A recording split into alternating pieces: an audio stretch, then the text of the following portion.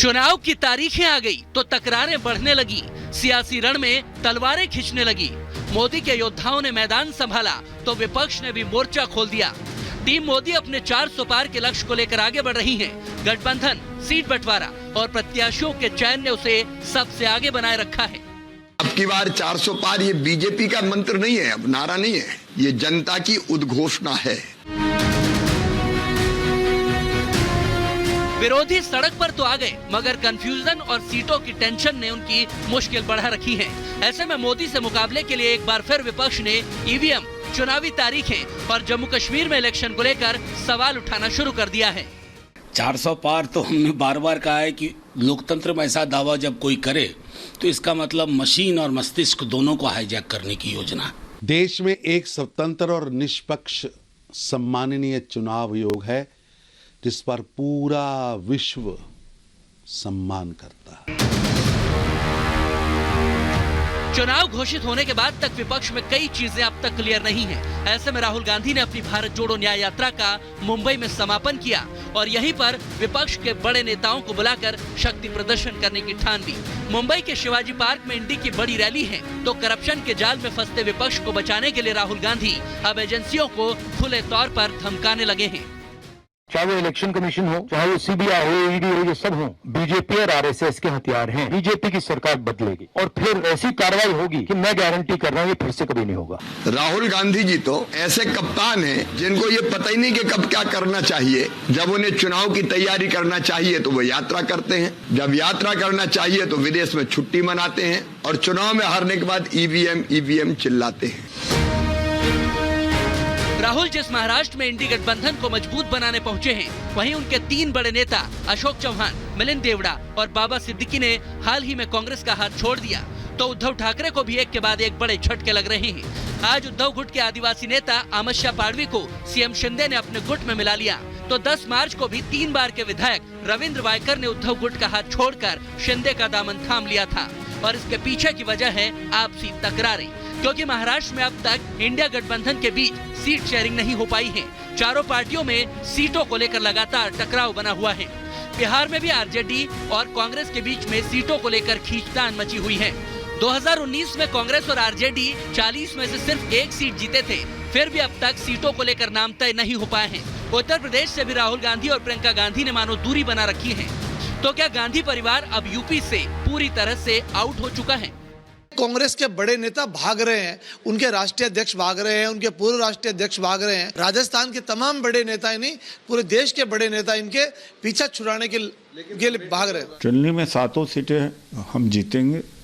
आम आदमी पार्टी और कांग्रेस मजबूती से लड़ेंगे और हम जीतेंगे। अखिलेश यादव जी ने इस बात को बहुत स्पष्ट किया था कि समाजवादी पार्टी की जानकारी में कि अमेठी और रायबरेली की सीट गांधी परिवार से ही कोई ना कोई सदस्य लड़ेगा। यूपी में कांग्रेस अखिलेश के सहारे है, महाराष्ट्र में उद्धव पवार और बिहार में लालू के साथ भी कांग्रेस की सीटें फाइनल नहीं हो पा रही हैं। स्वार्थों के आधार पर गठबंधन है, परिवारवाद का गठबंधन है और सबके ऊपर लगे आरोपों का गठबंधन है। बिहार में चौंकाने वाले रिजल्ट आने वाले हैं। 17 महीने में जो काम हो वो 17 साल में नहीं, और 10 साल में मोदी जी ने क्या किया बिहार में। दावे तो सब कुछ सेट करने के हो रहे हैं, मगर जब चुनाव में सिर्फ 1 महीना बचा है तो मोदी विरोधियों में सीटों को लेकर आखिर पेच कहां फंसा है? न बड़े नेता चुनाव मैदान में उतरने को राजी हैं, न सीट छोड़ने को। वोटिंग की तारीख सिर पर है और सामने मोदी जैसे मैराथन लीडर। तो विपक्ष का ये सुस्त रवैया क्या उसे 2024 में भारी पड़ने वाला है? Bureau report, Republic Bharat.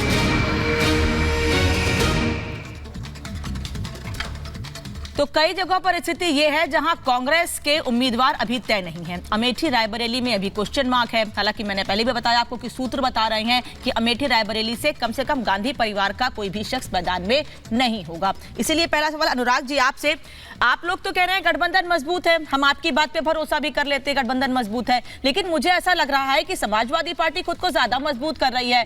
Congress लड़ाई में बहुत ज्यादा दिख नहीं रही है। अमेठी रायबरेली तो छोड़िए, कहीं पर भी अभी कम से कम उत्तर प्रदेश में कांग्रेस ने अपने उम्मीदवार पूरी तरह से तय नहीं किए हैं। महाराष्ट्र बिहार में क्या स्थिति है ये हमने बता ही दिया।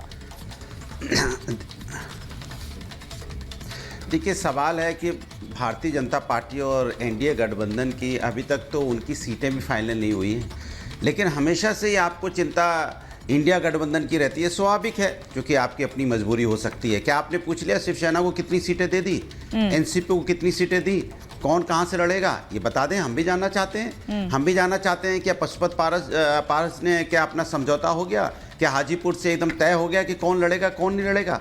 अभी अल्टीमेटम एक दूसरे को दिए जा रहे हैं, कभी चिराग पासवान देते हैं, कभी उनके चचा देते हैं। क्या तय हो गया? मैं पूछना चाहता हूं कि इन्होंने उत्तर प्रदेश के अंदर में क्या सारी सीटें डिक्लेयर हो गई?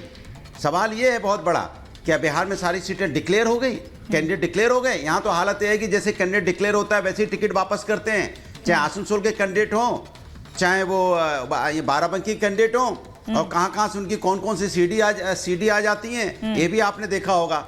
ये तो कैरेक्टर है भारतीय जनता पार्टी का, अपना संभाल नहीं पा रहे। लेकिन हाँ, इंडिया गठबंधन मजबूती से लड़ रहा है। इंडिया गठबंधन अपनी सीटें भी डिक्लेयर की हैं, और जहां इंडिया गठबंधन है वो जनता के साथ उसका पूरा गठबंधन है, जनता का पूरा आशीर्वाद है, क्योंकि जनता के आशीर्वाद से इंडिया गठबंधन लड़ रहा है। ये तो यही नहीं बता पाते, कहते थे कि हम स्विस बैंक से 100 दिन के अंदर में काला धन ले आएंगे। अनुराग जी, मैं समाजवादी पार्टी में समाजवादी पार्टी में जितने भी प्रवक्ता हैं, मुझे ऐसा लगता है, राकेश जी आ रही हूँ, मुझे ये हमेशा से लगता है, क्योंकि कई डिबेट और सालों से आपके साथ डिबेट करती रही हूँ, आप हमेशा फैक्ट्स पे बात करते हैं। आपको ये पता है कि एनडीए गठबंधन ने कितनी सीटों पर कितने उम्मीदवार उतारे? चले एनडीए छोड़ दीजिए, भारतीय जनता पार्टी ने पहली सूची में कितने नामों का ऐलान किया था? मुझे पता है, आपको तो ये पता ही होगा।